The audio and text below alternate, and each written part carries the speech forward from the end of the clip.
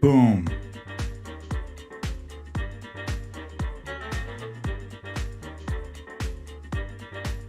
Hey! Synth fan in the heezy!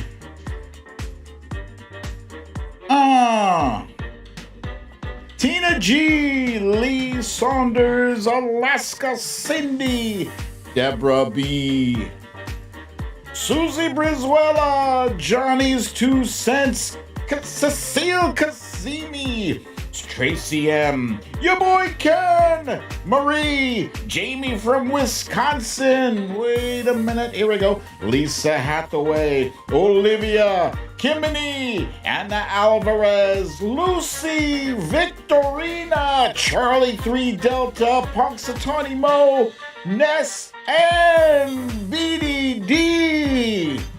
What up, Mel S, Watcher Soko, Kathy Murphy, Stephanie L, Shell Teresa, Ms. Nick, Matt Meehan, M. Getz, Queen of the South, RJ Cha-Cha, Eponymous George,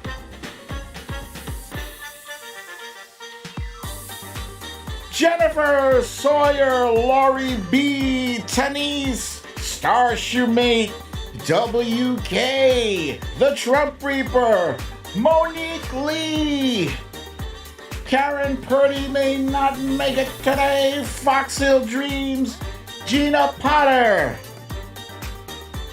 Amanda Crawford. Hey!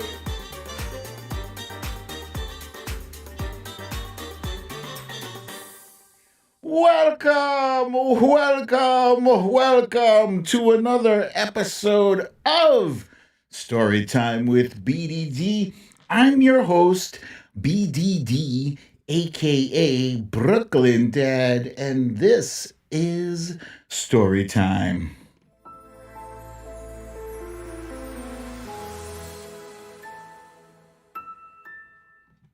Good God! I'm getting messages from SynthFans saying today is happy birthday to the late, great James Brown. Ha! Yes, happy birthday to the Godfather of Soul. In addition to that, we've got some stuff to discuss today, and we're gonna wrap it up. We're gonna round it up in our stories of the day.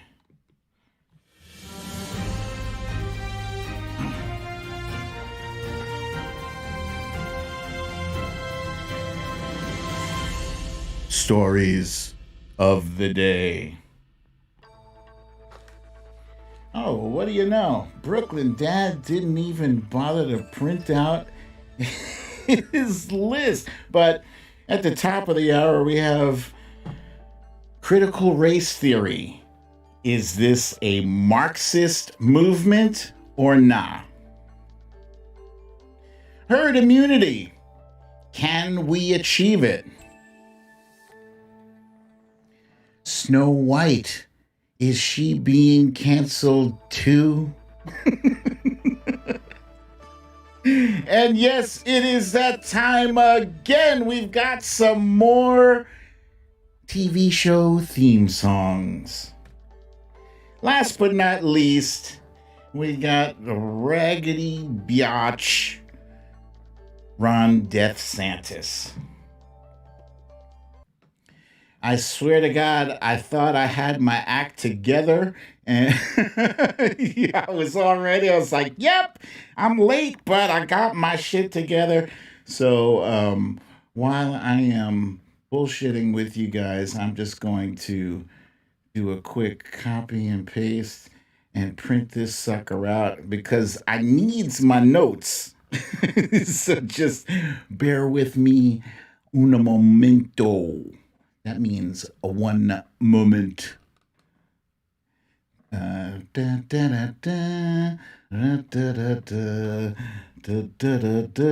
Please enjoy this this lame ass hold music here while I do my thing.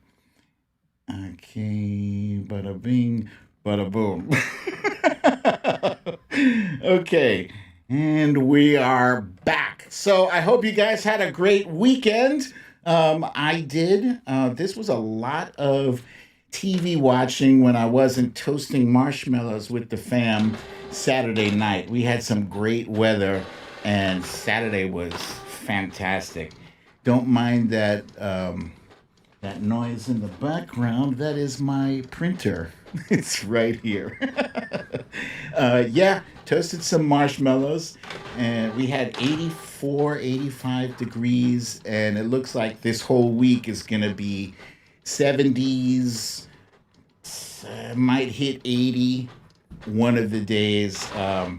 But yeah, I'm looking forward to some actual spring weather soon to become summer. But as I said, I did some TV and movie watching, and I just want to give you an update because I love sharing these things with you. First up, Friday night, wifey and I watched the movie Without Remorse, starring Michael B. Jordan, who is becoming a hell of an actor. He actually already was a hell of an actor. But he's coming into his own, and this is his foray into carrying an action movie on his own. He plays a special forces guy who is targeted by Russian bad guys, and his wife is killed. That's not a spoiler alert. That literally happens in like the first 15 minutes of the movie. The whole movie, thank you, the live printing is hilarious. The whole movie is basically a revenge movie. He's out to get revenge on the people who took his wife from him. And here's one of the scenes where he is holding this dude by the throat and pointing a gun at the next. His action form is intense. I gave that a solid 9 on a scale of 1 to 10. That was a 9. And after that, wifey and I caught this flick called Shadow and Bone. It's actually not a flick, it's a TV show, a TV series on Netflix. It's only one season so far, but that one season was very engrossing. I only gave this one an 8 on a scale of 1 to 10, and that's just because I had issues with what they did with some of the characters. Kind of pissed me off. I'm getting from Linda Taylor is giving us a heads up.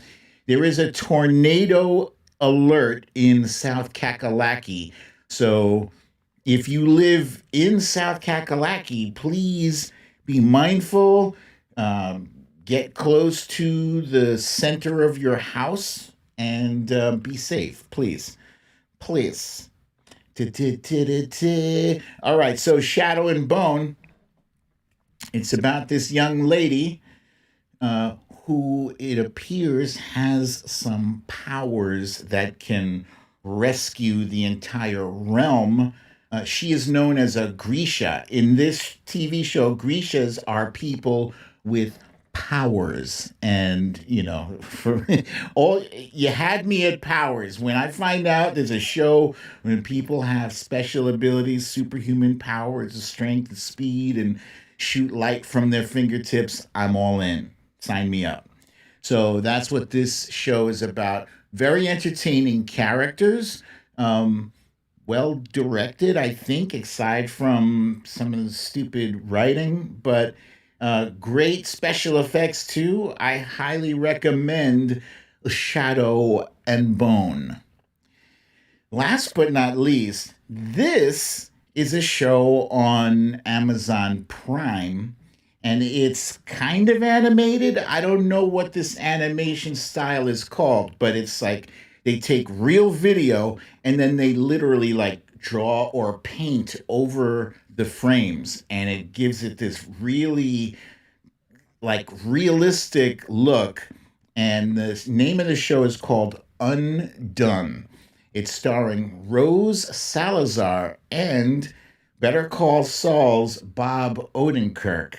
And it's about a girl, a woman, who gets into a car accident. Again, that's like the first 10 seconds of the show. So that's not a spoiler at all. She gets into a car accident and it unlocks abilities, powers, huh? It unlocks abilities in her, primarily the ability to go between time and space. This is my first 10. I am giving this show a 10 out of 10. On a scale of 1 to 10, it gets a 10. It's mind bending. At first, I thought the main character, her name is Alma, she was kind of annoying. She's broken. She's broken. And I didn't fully get that until like 3 episodes in. I was like, oh. So she was annoying the hell out of me. But they explain why she is the way she is. And she has to help Bob Odenkirk, who is her dad, figure out who murdered him. So, happy birthday to our friend Kathleen Cross. By the way, I'm just learning, as you guys are learning, today is Kathleen Cross's birthday. She's a fellow Taurus. That's wonderful. May you enjoy the rest of this day. And that is it for my random stuff. All right. I'm going to go ahead and jump on in. Yes, Undone was the name of the show. I highly recommend you check it out. It's Undone. It's on Amazon Prime. Very entertaining. And I'm telling you, I was getting the feels. Getting the feels. I was watching this mostly without wifey because animation is not really her thing. But then I got to this episode. I was like, you know what? Starting from episode 1, wifey got to watch this with me because literally I was getting the feels heavy on this show. It's fantastic. Wait a minute. It's also Eddie G's birthday, and I'm also seeing Patricia as well. Patricia Haverkamp, whose last name I said is famous. It's not famous, it's fancy. Patricia Haverkamp name is fancy. So happy birthday to the fancy last name having Patricia, as well as Eddie G and Kathleen Cross. Who else are we missing for birthdays today? You go, you Taurians! Scribble my dibbles. Also a Taurian later on in the month of May. Yes. Okay, where was I? I was going to go on to the quick hits. Yeah! Birthday punches, you summoner beesh!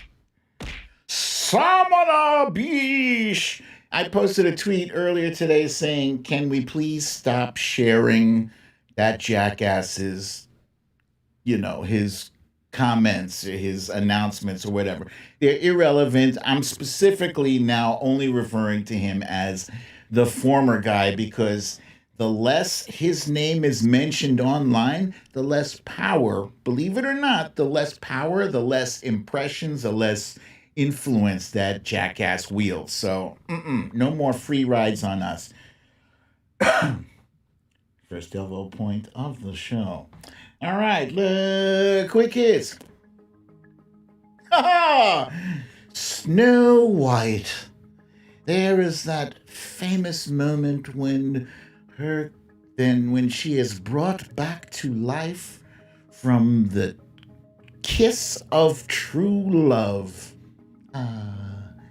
What do you mean she's canceled?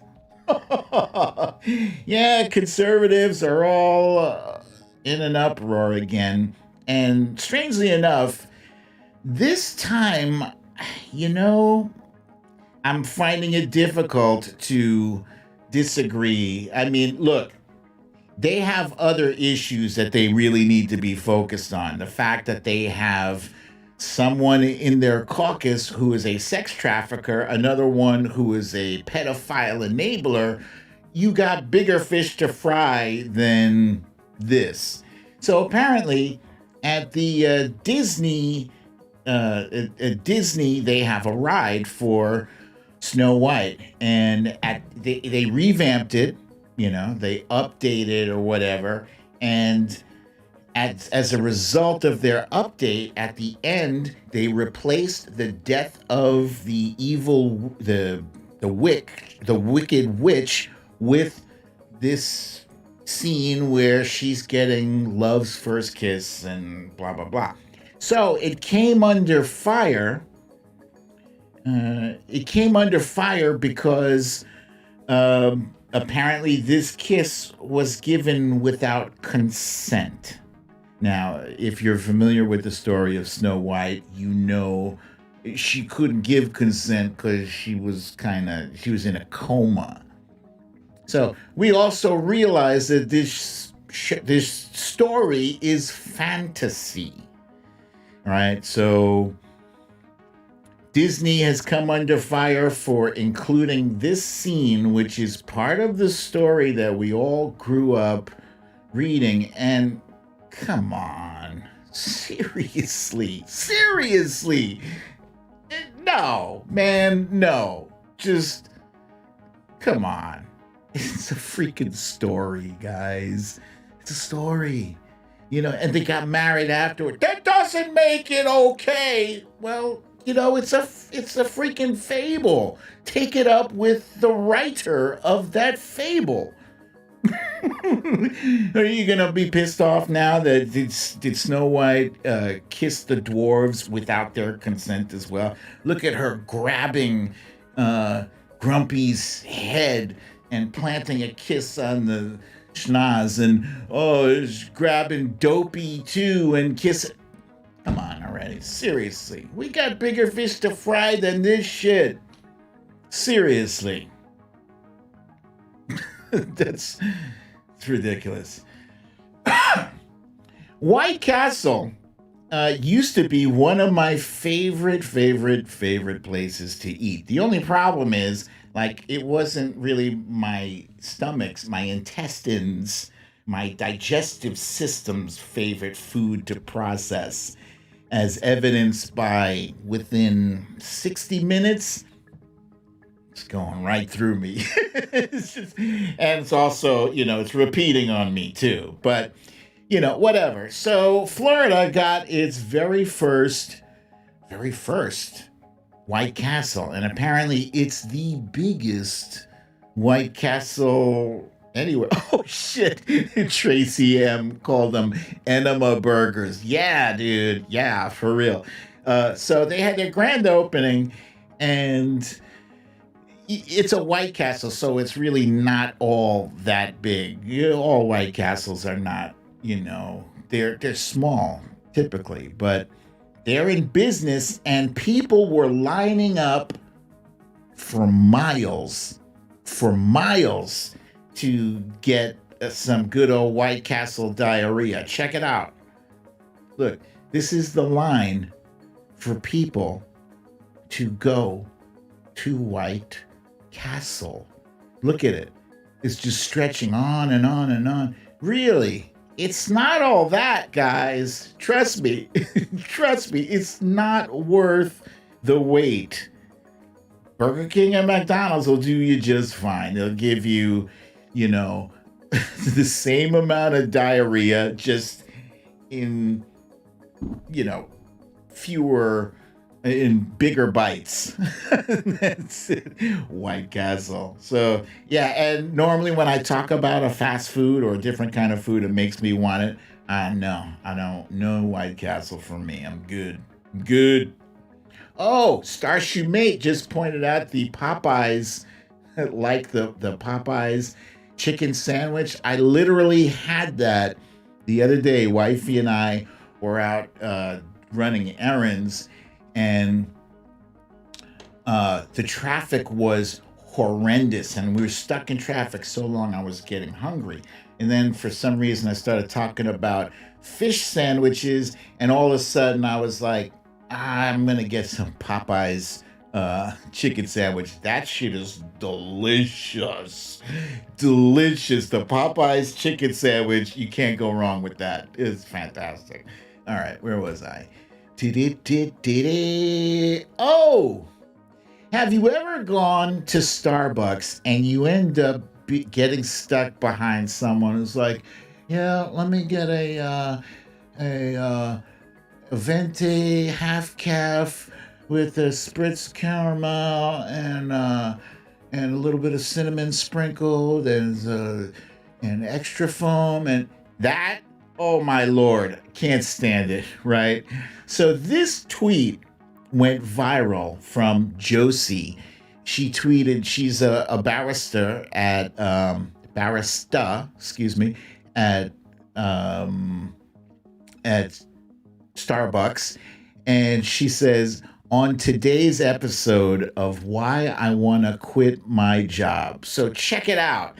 This dude shows up and he orders a ridiculous beverage. Ridiculous. Check this out. It was this.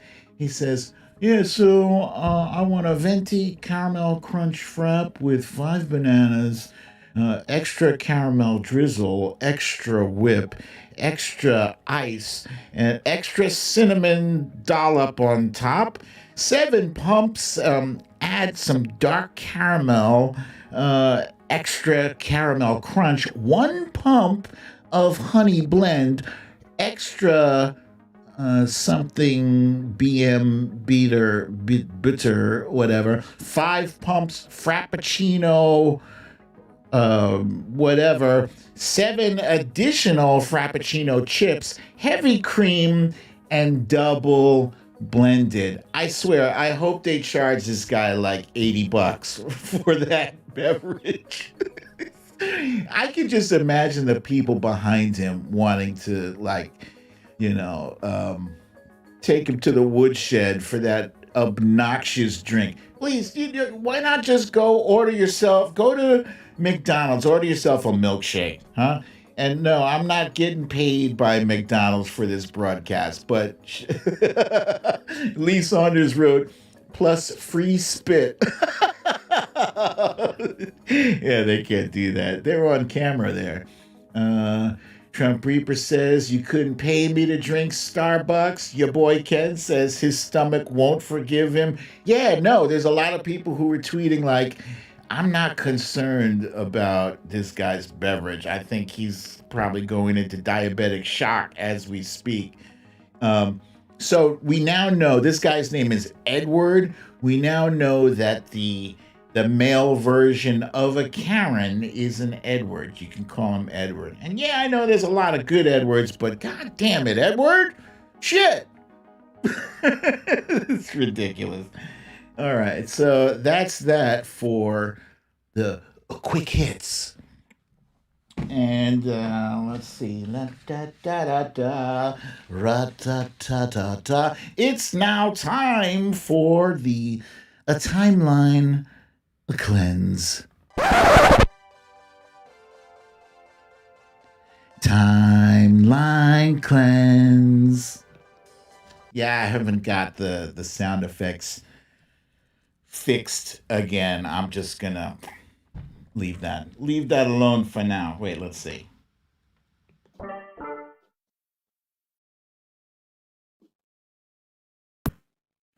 Timeline cleanse. Did that work? Number 2. Okay, this first video, I feel like this has been around before, but I just saw it again. It's an oldie and a goodie. It's a quick one too. But this kid, he's just my hero. Like this kid is exactly what I would have done at his age had I had the opportunity. Attention, Walmart farters.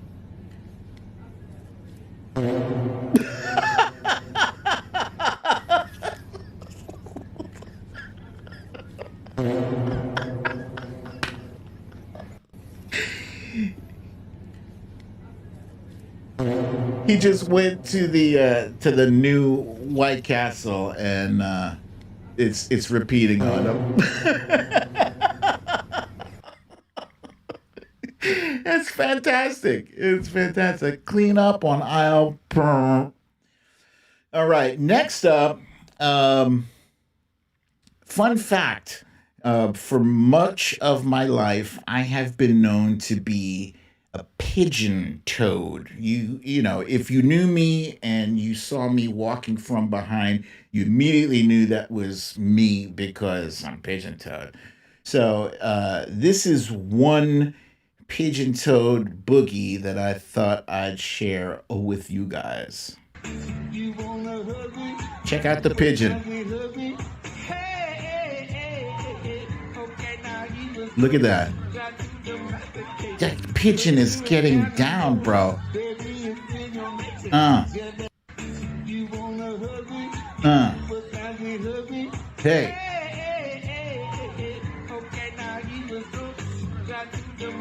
Cated. Print a mole. Uh.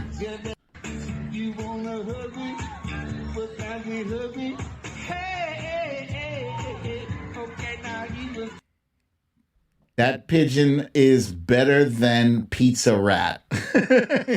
Yeah, he's got the moves. All right, so some of you guys like that last song. This next song, some of you may recognize it right away, but it's being played as you've never heard it played before. I'm never going to steal you wrong, okay?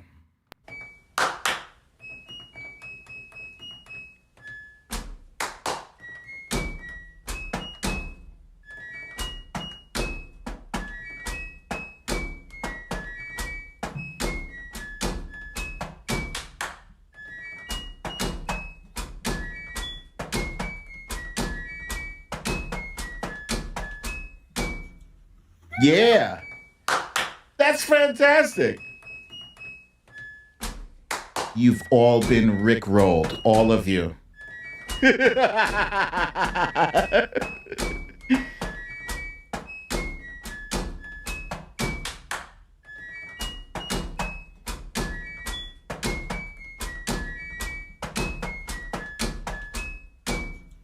Ah, Wifey loves that song, by the way. That's a favorite of hers.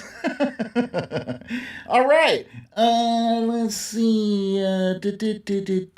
Okay, so you guys know we already did the roll call earlier. No, that wasn't a real roll call, but I got to skip it again today. I'm sorry. I got too much content.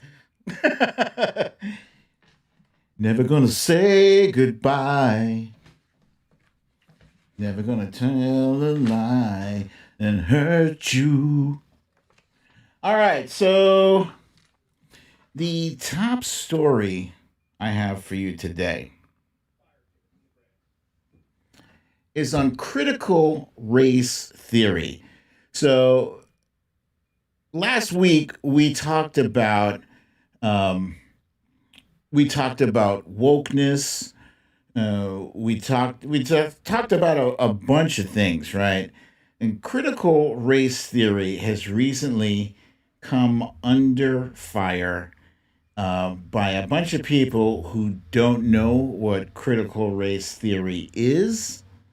And to be frankly honest with you guys, I wasn't 100% sure that I knew what critical race was myself, especially since I saw people tweeting and saying that it had something to do with Marxism. And I was like, whoa, what? Marxism? Uh, I got some reminders, some helpful reminders from Watcher Soko. Thank you, Watcher, reminding us all to please remember to hit that like button. Uh, yes, please do it. It's the thumbs up thing.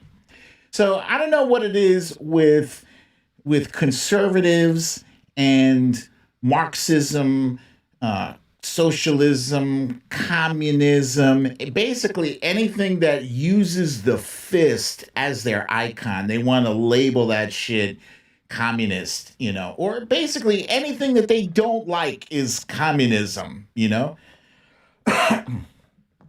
But this became a story because in Texas there was a school board election, and in this election, critical race theory became a topic of concern. And they used that, and basically they scaremongered a victory for themselves. They scaremongered people into voting against critical race theory being taught. So today, this genius here tweeted. His name is James Lindsay, and it says sits very, very strong. His profile picture is stupid, but he tweets: critical race theory is the tip of a 100-year-long spear. By the way, that is undercover racist bullshit right there. The spear. Okay. To push neo-Marxist ideology into America and the rest of Western civilization. And systemic racism is the lie that makes it sharp. Get it out of our schools, government, churches, and workplaces. Well, guess what, genius? It's not in any of those places. Racism is, but not critical race theory. So John Fugelsang hit a home run with this tweet. I loved his response. He writes, critical race theory divides us sounds a lot better than critical race theory really freaks out racists who don't want to understand racism. Boom! Next one. This one here is from Imani Gandhi. This was powerful too. She writes, critical race theory is a legal theory taught in law school. No one is teaching CRT in high schools or churches or the workplace, you seamless muppet. It is taught in law school. What you're mad about is anti-racism. Just say that, you fucking numpty. Just fantastic. Fantastic. This one here is from Kasim Rashid. He writes, white male Trump supporter named Bruce Barton knowingly cast a vote for his dead mother. 5 years, he got 5 years probation and no jail. Black woman named Crystal Mason didn't know she wasn't allowed to vote, and her ballot was never counted. She got 5 years prison. This is what white supremacy looks like. So that's pretty close to this last tweet. I think it's pretty close to the whole meaning behind the CRT, the critical race theory studies. I just want to show you here. These are two articles showing the difference between how a white man is treated when it is learned that he intentionally committed voter fraud and a black woman who unintentionally commits voter fraud. So there's a difference in how the law treats white men and black women or black people. And that is not a coincidence. It is not an accident. It is intentional. It is how our law system is built. And it is built with systemic racism, is built into this law system. And that is essentially what critical race theory proposes. It is an intellectual study of how race affects law. It posits that race is a construct.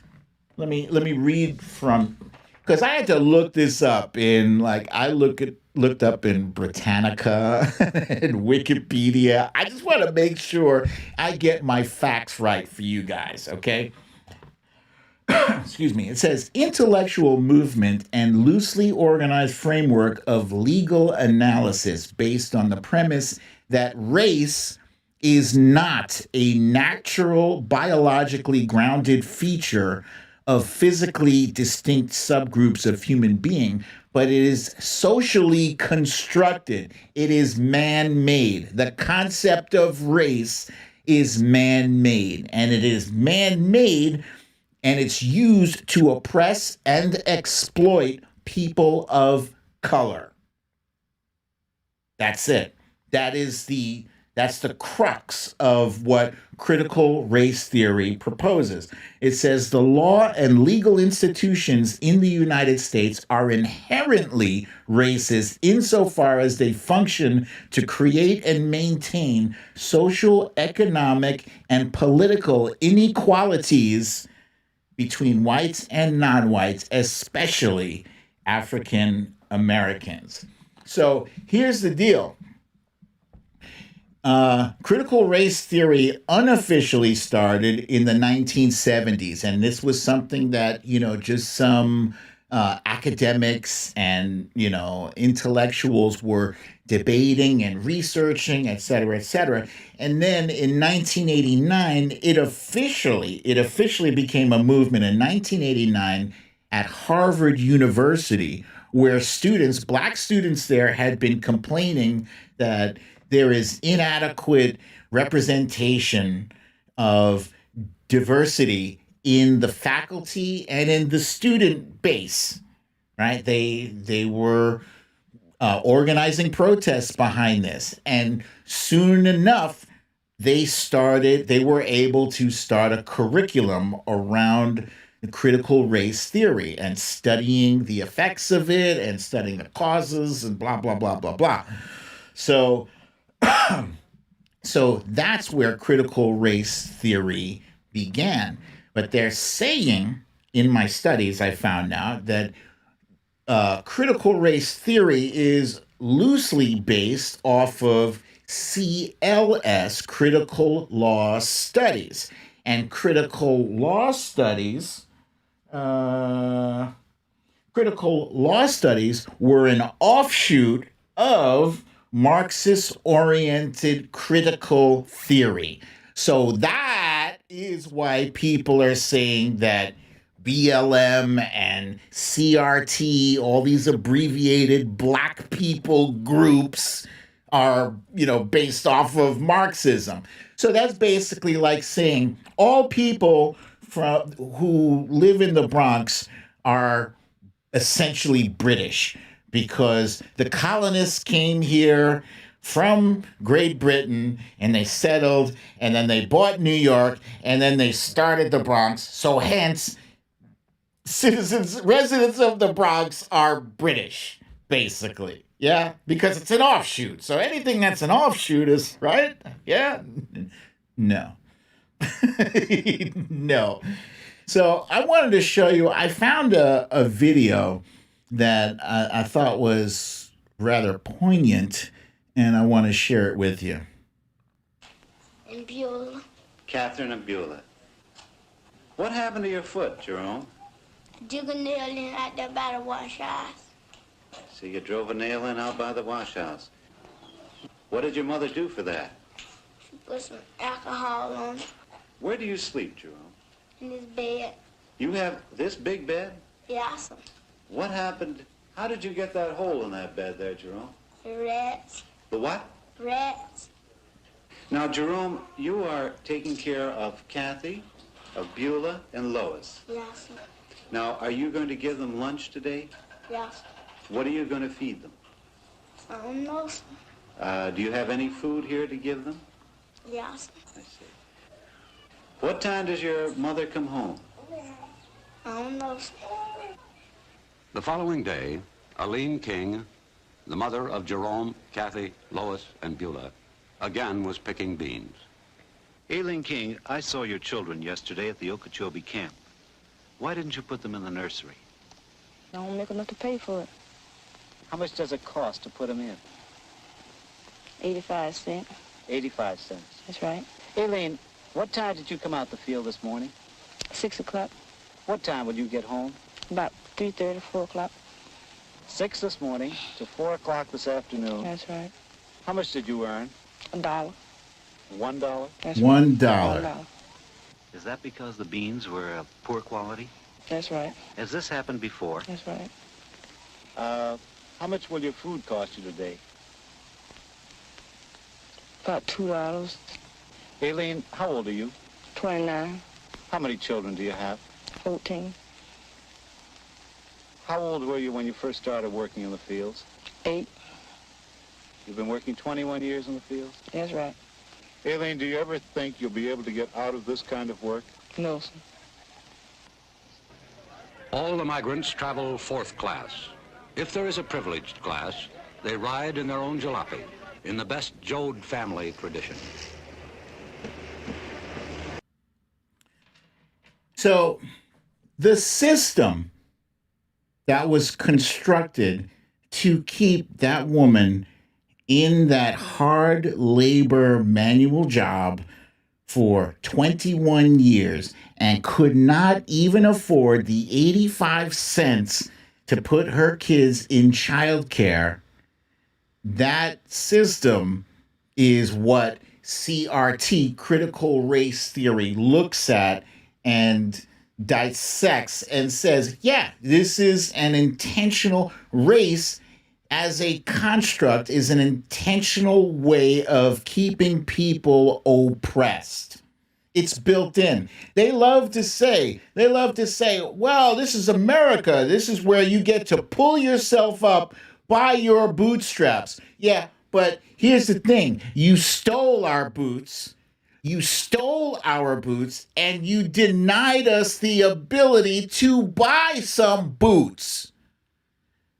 For hundreds of years, you guys had a crazy head start and denied us through the law, through the economy, through housing, through education, through all of those tools. And the law supported your oppressive efforts. This right here is a map that shows redlining, and this was happening all throughout the country. Redlining was basically forcing black people into certain areas. It ensured that they would not have any equity, that they would not be able to amass any equity, any wealth for themselves or for their families just because they were black. The same house, the same everything, they get a lot less value, a lot less bang for their buck, if they were even able to get a loan to purchase that house. This is what critical race theory teaches.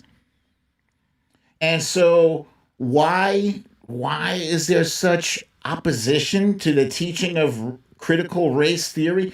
Because they don't want the playing field level. They want it to stay like this. They're perfectly happy with that. Nah, I would rather, I like being up here. You keep your ass down there. Because that was the game, and the game was fixed. It was fixed from Jump Street. Every time we tried to pull ourselves up by our bootstraps, we got slapped back down. And, that's why there were... Okay, so another component of critical race theory is that they reject the efforts of liberalism to correct this situation, because liberalism, political liberalism, proposes that there is a way to navigate through, to improve the system as it is. But critical race theory says you can't improve it. You have to break that shit down and build it back up again. And the man in power is not interested in breaking anything down that enable him to get a leg up on everybody else. That's it. Opponents of critical race theory, they point to, they say that there's no evidence of the things that critical race theory proposes. There's plenty of evidence, but they're saying no. You're using storytelling to base your accusations, but storytelling is all we have because you guys rigging the game. You weren't dumb like Donald Trump. You didn't leave the letter C on coded on your forms saying, we won't admit any colored people into our house. No, you guys were very pervasive about your shit. So, Donald Trump, by the way, he was a big opponent of critical race theory, and he said, I ended it because it's racist. I ended it because a lot of people were complaining that they were asked to do things that were absolutely insane, that it was a radical revolution that was taking place in our military, in our schools, all over the place, which is lies, by the way. We were paying people hundreds of thousands of dollars to teach very bad ideas and frankly very sick ideas. And really they were teaching people to hate our country, and I'm not going to allow that to happen. No, it wasn't teaching anybody to hate the country. It was teaching people to look at the country for what it is. Period. So I think critical race theory is very important to be taught. And you know what? I think it should also be taught in the schools. It's not being taught in the high schools now, but it should be taught because the people who inherit this planet, who inherit our state governments and local governments and federal government, they need to know. They need to become part of the solution. And they can't be part of the solution if they don't even know that there's a problem. So that's my story, and I'm sticking to it. I'm jumping on to this next thing over here. Jamie from Wisconsin says, there was no hate taught. It's learning that we have a dark past and still have a dark today sometimes. Bingo. Good one. Eponymous George says, all their arguments are about retaining the status quo. Correcto mundo. Yes. Boom. Anissa Cameron says, America is so ashamed of their past, and that's why they continue to rewrite this history of our past. Oh, well said. Thank you. Good one from Lee Saunders here saying, parents should teach their kids what school doesn't. I learned more from my gran than school. She says she was a commie. That's very good. Thank you. Okay, moving right along. We're going to jump onto this one here about herd immunity. Herd immunity. So, you guys know herd immunity is when you have a certain percentage of your population that it becomes vaccinated, or either they're vaccinated or through having caught the virus and survived, then they have the antibodies in them. Either way, herd immunity. The preferred way is the controlled way, which is through vaccinations. And so experts now are saying that they don't believe it is possible for us to achieve herd immunity from COVID-19 due to several factors, right?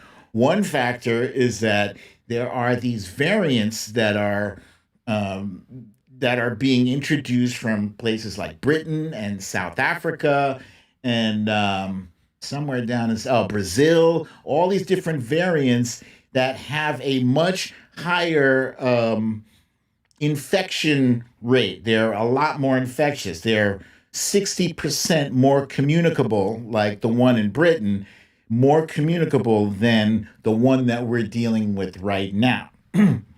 So the experts, the medical experts, the CDC, they determined that if we had 70% of people vaccinated, 70% of the country vaccinated, that would help us achieve herd immunity. But we have those variants, and we have, as Jennifer Rayner points out, not everyone cooperating. We have people, and it's, sadly, sad to say, it's not just it's not just Republicans, it's Democrats too. It's people who are leery of it for whatever reason. There's people who believe that they are injecting 5G into us or nanobots or whatever the case may be. They're leery of it. Oh, it's too new. I want to sit back and wait and see what the side effects are. So the number of people getting the vaccination is plummeting. It's going down. And right now, as it stands, more than half of the adults in America have gotten at least one shot in the arm. At least one. Yes, Tina G, anti-vaxxers. But vaccination rates are dropping right now in America. And that's a problem because based on those other variants, the experts raised their threshold, the threshold for herd immunity. They raised it from 70% to 80%, right? And that threshold is probably going to have to go up again. That's just based on the variants. They're going to have to raise it again based on the people who are leery about getting it. So this graphic here on the screen, it explains, it kind of visualizes the concept of herd immunity. So all those green dots there, those are people that are immune, either through being vaccinated or from having had the virus themselves and recovering from it. The yellow dots are the ones that are not immune, and the red dots are the ones that are infected. Wait.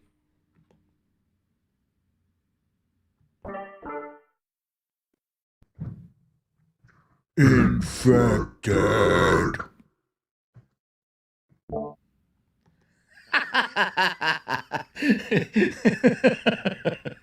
Infected. Yeah. So what happens now? So we can't.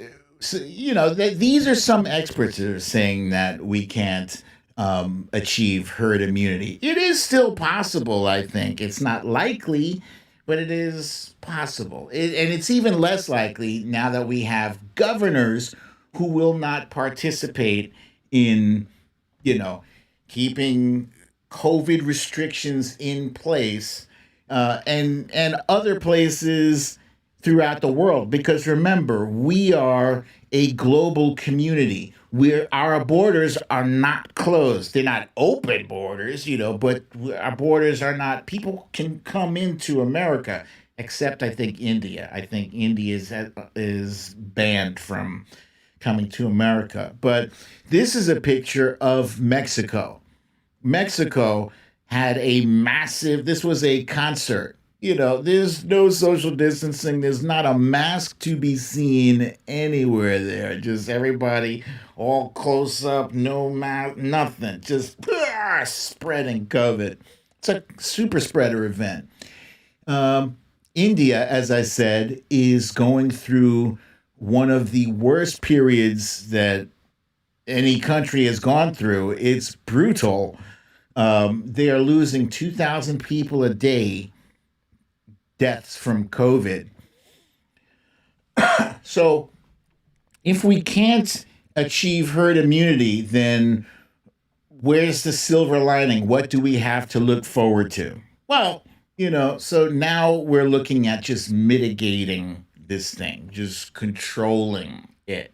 And that's the best we can do for now. It means the more people we get vaccinated, the more people who do adhere to sensible restrictions like social distancing and wearing the mask, it means that there will be less hospitalizations and less deaths. So ultimately, COVID ain't going away anytime soon. It's not. But it will be more manageable. So you won't have a mass of people in emergency rooms and using up resources, using up oxygen and all that stuff. It's just going to be more manageable. It's sad, but if certain people in a certain party took certain steps to reassure people that the vaccine is safe and that everybody should get one, then more people from that certain party would participate. But they don't want to do it.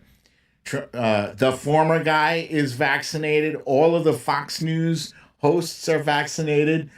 And, failing to encourage people to do it, that's a failure. That's an absolute failure. So, not to bring any gloom and doom on you guys, I just wanted to give you a realistic picture of what we are dealing with. Yeah, we will be able to get back to some semblance of normalcy, but just keep in mind that it's not going to be pretty. It's not going to be 100% like it was 2 years ago. It's not. We may be back to 60% of what it was 2 years ago. That's that. And all right, guys. This is the part of the show I have been anxiously awaiting to get to. It is the it is the TV show theme songs. If you are new to this game, what I will do is I will sing, or I will hum, or I will read some lyrics, and you, the audience, will guess what TV show that song is from.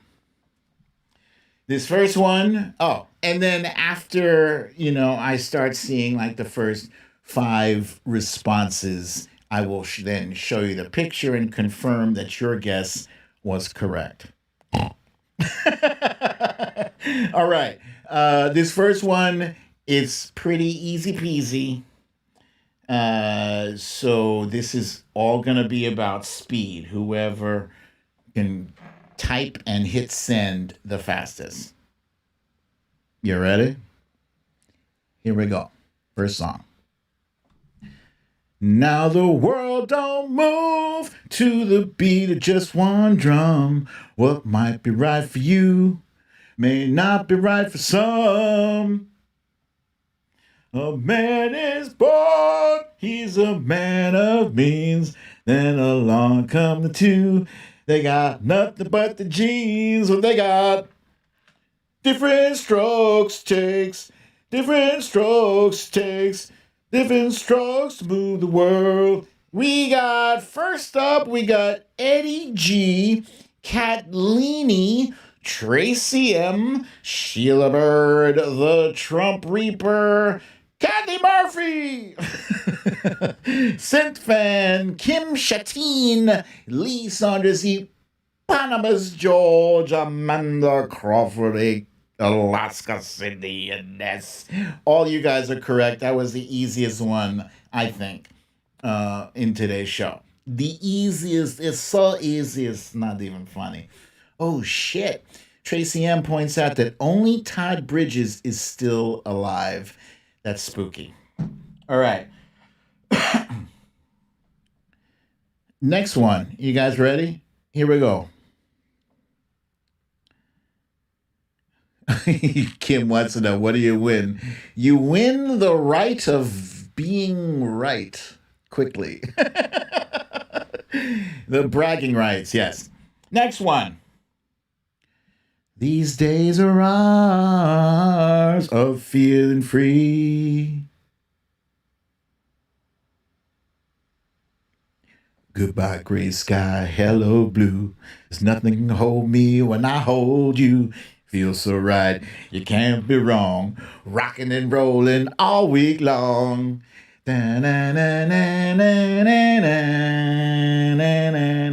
Sunday, Monday, happy days. Yes, yes.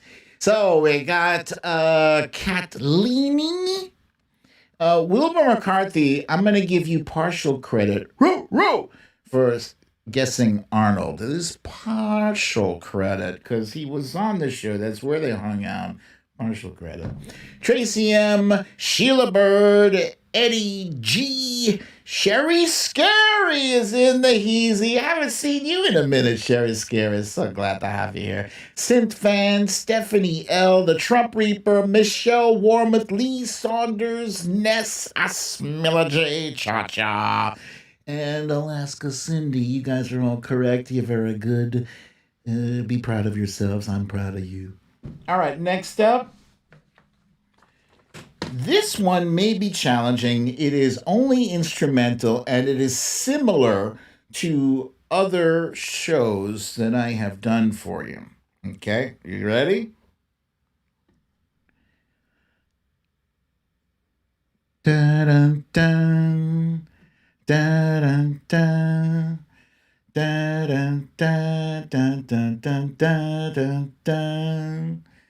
Dun, dun, dun, dun, dun, dun, dun, dun, dun. Anybody? Anybody? Hey, there we go. Okay, we got a few correct guesses here, and we got Tracy M., Synth Fan, The Trump Reaper, Gavin, fancy last name Rutherford, Eponymous George. Deborah Baldini said Mannix. That is not correct, but I laugh because that's the name of my vehicle. Our family car's name is Mannix. That's his name, Mannix. Gary Montero, Pasta D, Bernadette, Monique. Oh, the Trump Reaper says she used to play that song on piano. Yes, Gina Potter, Pandora. Very good. Okay, next one. Next one. Are you guys ready? I'm ready. Dun, dun, dun, dun, dun, dun, dun. Dun, dun, dun, dun, dun, dun, dun, dun, dun, dun, dun. Dun, dun, dun, dun, dun, dun, dun, dun, dun, dun, dun. Dun, dun, dun, dun, dun, dun.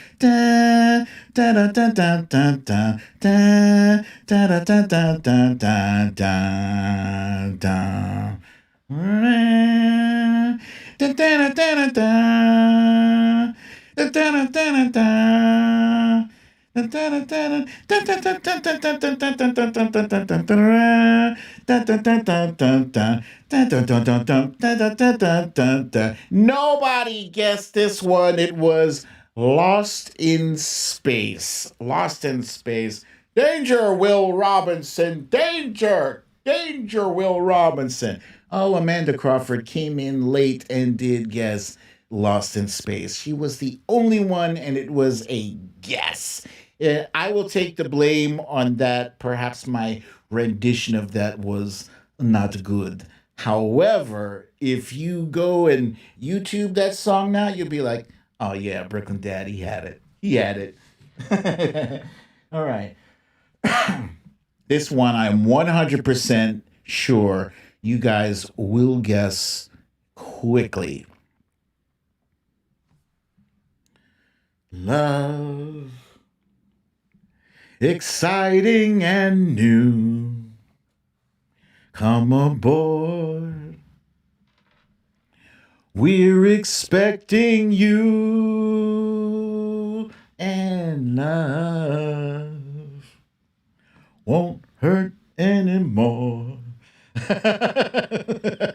All right, we got some correct guesses here from Catlini, Eddie G, Susie Brizuela, Sherry Scary, Stephanie L, Peter is a Boss, Tracy M, Synthfan, Michelle Warmoth, Kim Shatine, the Trump Reaper, Gary Montero, Cha Cha, Kathy Murphy, Denise Kierstead, Deborah Baldini, Solid Blue Sister.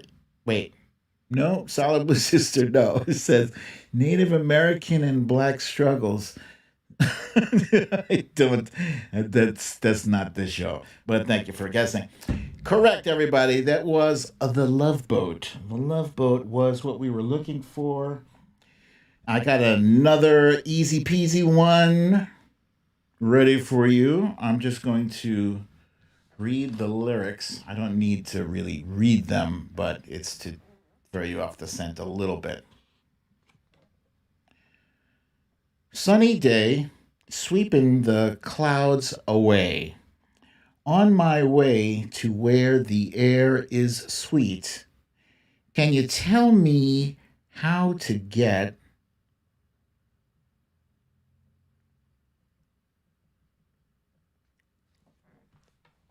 how to get to Sesame Street? Okay, you guys jumped on this immediately. That was Lee Saunders, Synthfan, Tracy M, Stacy Mendenhall, Susie Brizuela, Catlini, the Trump Reaper, Peter is a Boss. Oh, Facts of Life, it is not. No. We got Asmila J, Gary Montero, Stephanie L, Samantha B, Denise Kierstead, Watcher Soko, Sherry Scary, Eponymous George, Corey Lord, Fox Hill Dreams. Everybody guessed correctly. Give yourselves a pat on the back and a clap. It was Sesame Street. Okay. This next one is fun. Gotta get this so serious. Okay. Wait. All right. What would you do if I sang out of tune? Would you stand up and walk out on me? Lend me your ears and I'll sing you a song. I will try not to sing out of key. Yeah, you got that right, guys. You got that. That was Tracy M, Eddie G. Yes, Kim, this shirt is on the website. The You Need to Leave shirt is on the website. Stephanie L, Asmila J, the Trump Reaper, Charlie 3 Delta, Bernadette, Peter is a Boss, Fox Hill. Nope. Nope, not Fox Hill James. Nope, it's not Friends.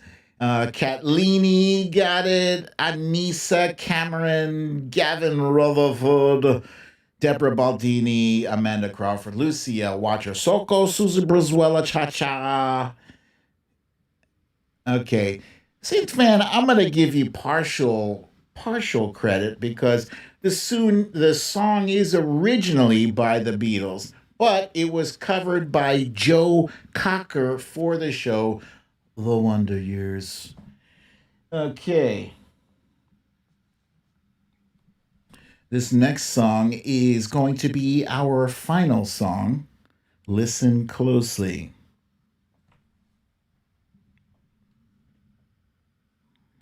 Baby, if you've ever wondered whatever became of me, I'm living on the air in Cincinnati.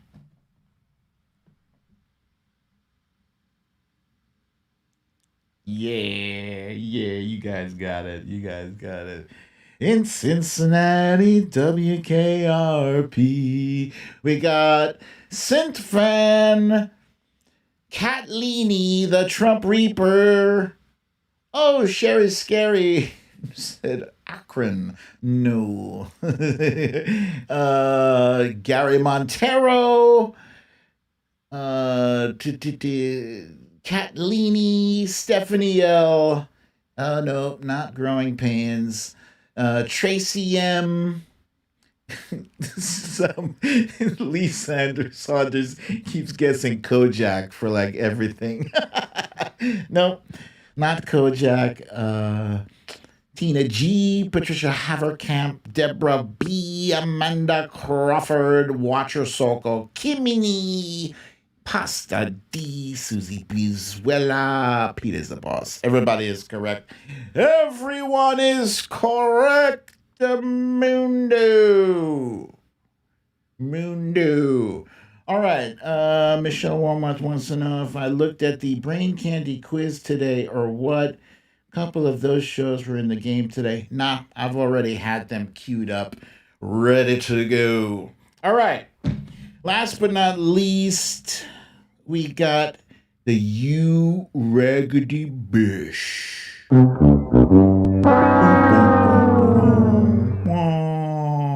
Yes, Tracy M. Johnny Fever was like the main character of that show. He was the disc jockey, the DJ. Although some people would argue that what was the name of the woman who was involved with Burt Reynolds? She was married to him, I think. I can't remember her name for the life of me. She was on that show. Anybody know? What was her name? I need somebody to give that to me. Yes, thank you. Lori or Lonnie Anderson? One of the two. Lonnie Anderson. Yeah, there we go. Thank you, guys. Oh, yes, Les Nessman. That's right. Les Nessman was good, too. All right, so today's You Raggedy Bish is Ron DeSantis. Ron DeSantis is one of those state governors that I referred to earlier in the show when I said that unfortunately there are state governors who are making our efforts to achieve herd immunity almost impossible to reach.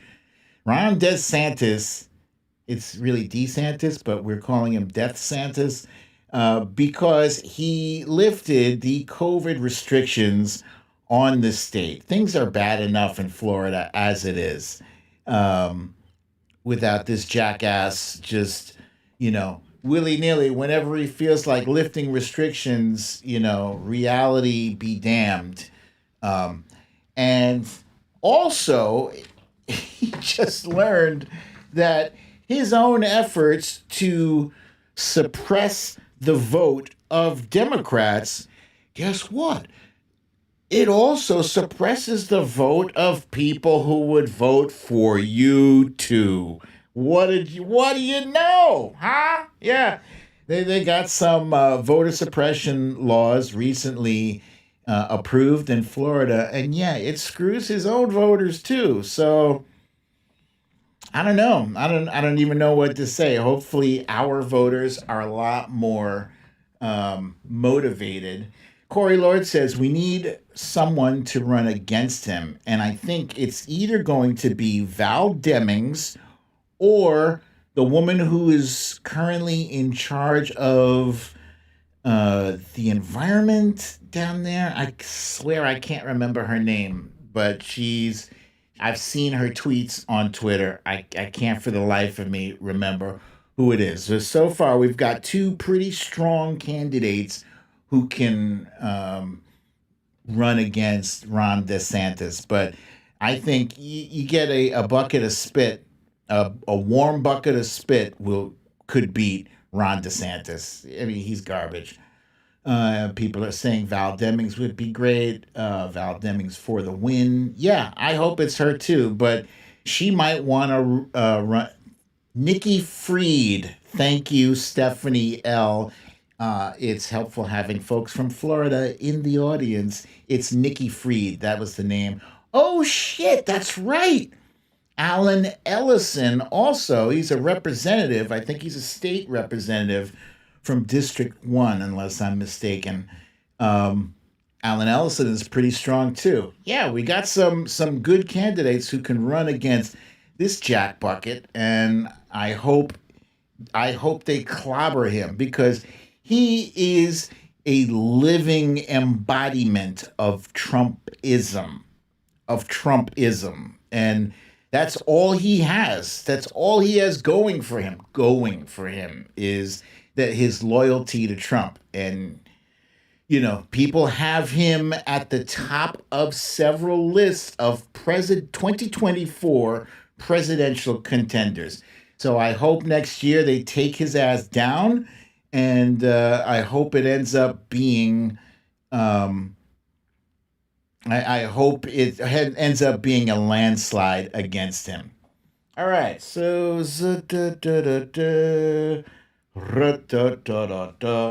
boom. Ladies and gentlemen, it is now time for The Littlest President. The Littlest President is available on BrooklynDadDefiant.com. And if you get it there, you get this beautiful signature. Look how swooshy it is, and it also says, "We won." Now, The Littlest President is starring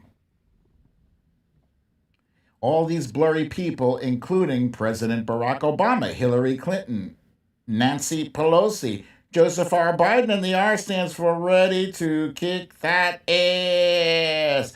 Bladder Bear pooping, holding the puppet strings on Spanky McDumbass. Complicit Barbie, Rudy Foliati, Gummy McJuicebox, Kellyanne Conjob, Stephen the Snake Miller, and Mitch McTurtle McConnell. This, ladies and gentlemen, is the speed reading version. And now it's time for our favorite page because this is Spanky McDumbass. Spanky McDumbass is sad. He used to be rich. He used to be a businessman. He used to be a TV star. He used to have a Twitter account. He used to be the littlest president. But now Spanky McDumbass is in jail. How did he get here? Let's go back. Boom! That's even faster than the last time I did that. Yes, world record. World record worthy. The page I'm reading today has relevance to one of the topics we covered, the critical race theory. Spanky's dad, Cranky McDumbass, didn't like black people. He used to go to KKK rallies and was even arrested at one.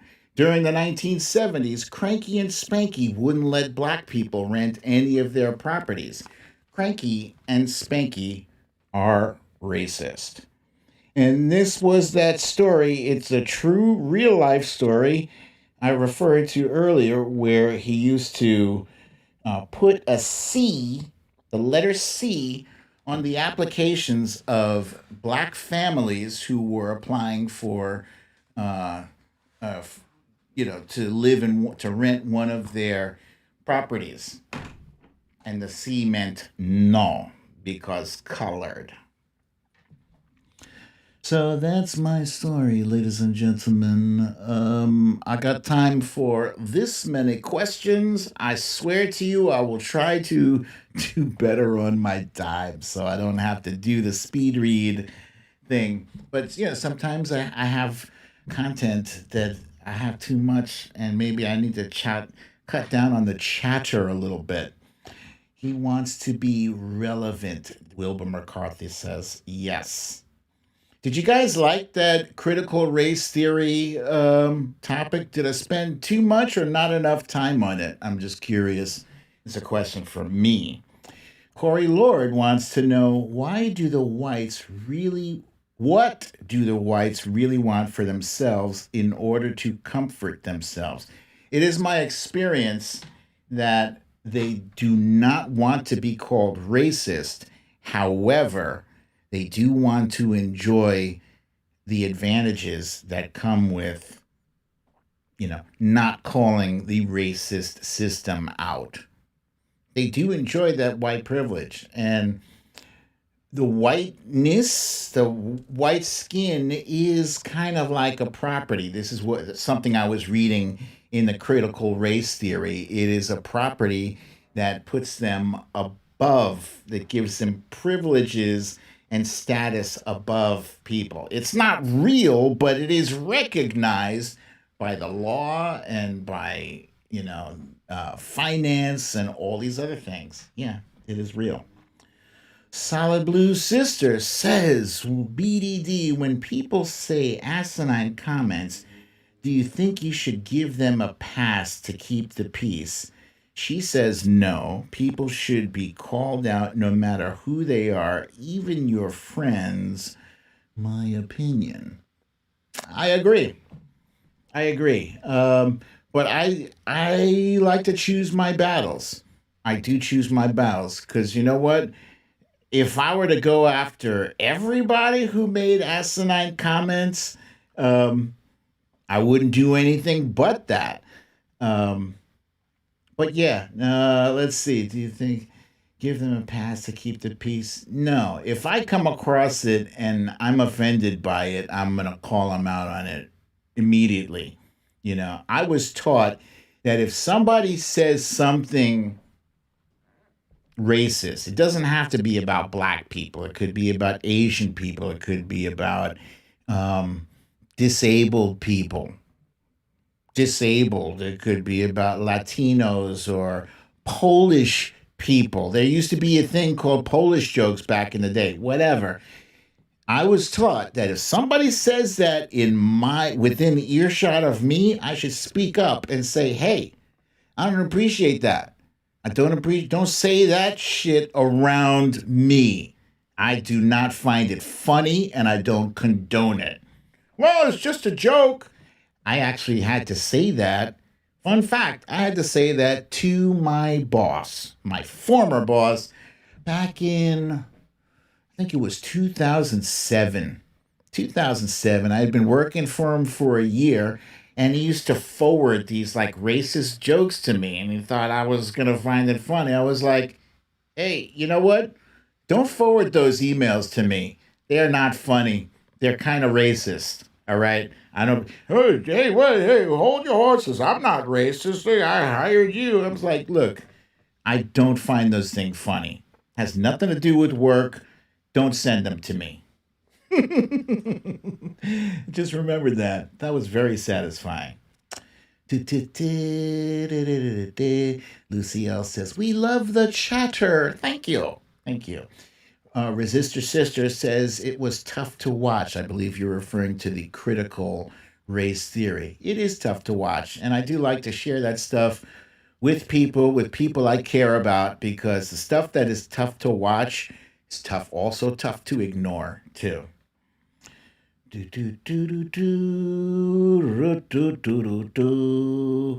Lee Saunders wants to know, this is going to be the last question, ladies and gentlemen. She wants to know, who's going to jail first, Rudy or Gates? My guess is Gates. It's my guess. Rudy, for some reason, he's got some ability to avoid serious damage. Yeah, I feel like he's got some kind of ace card in his, I think if it comes down to it, Rudy will roll on Trump. If he has any shred of common sense left in him, he'll look at everybody else that Trump has screwed and said, you know what, I'm not going to jail for that dude. Or he'll try to limit his exposure. But Matt Gaetz, I don't think, is as smart as Rudy. Whew, what a comparison.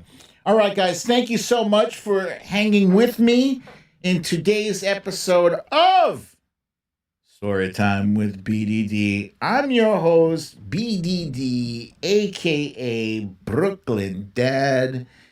If you must go out tonight, please remember to wear your masks, 2 of them, wear your gloves, keep your social distance, 6 feet or better.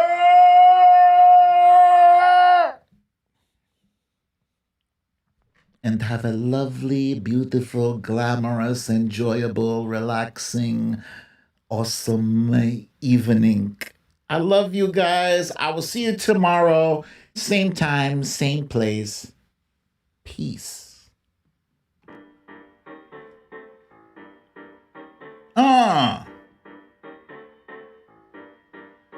Hey!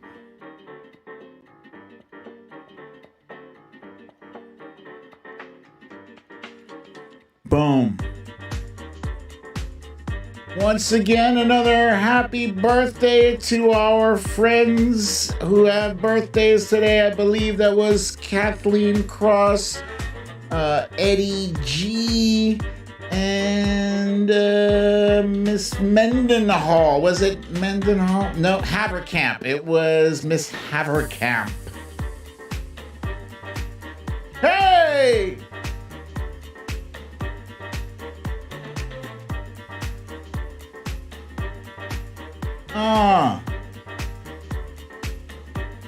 Taurus in the house.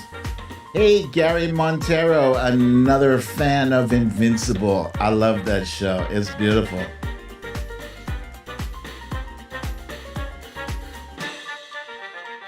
Hey!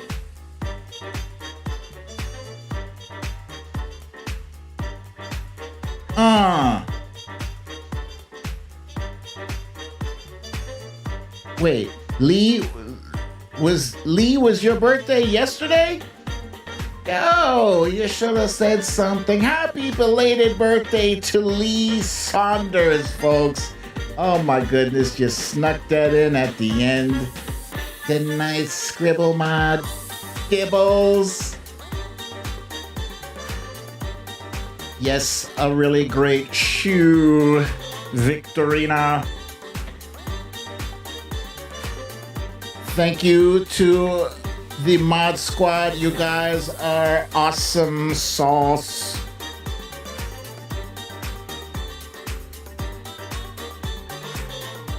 And welcome to Anissa Cameron, a new addition to the BDD audience. All right, guys, you know what time it is. It is time for you to... You need to leave.